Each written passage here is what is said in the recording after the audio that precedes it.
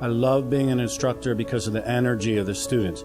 Culinary is different than any other program in the college. The people that come here know they want to do this for the rest of their life, and that's what they focus on. Cooking was always something I loved to do, but it wasn't, I didn't know it was something I could do for the rest of my life.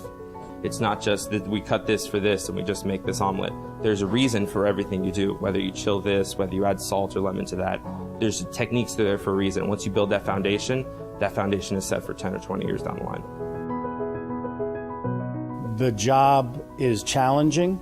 Every day there's something new, and I wanted to focus on academia and make sure our students were getting the best education they could, but always looking at how we can make the experience for the students better.